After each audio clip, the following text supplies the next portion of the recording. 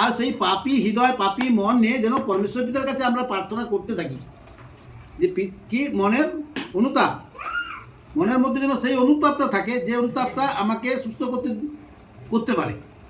সেই অনুতাপটা নিয়ে আমরা যেন পরমেশ্বর পিতার কাছে প্রার্থনা করি যেন আমাদেরকে তিনি সুস্থ করে দেন, তার চরণে যেন স্থান দেন।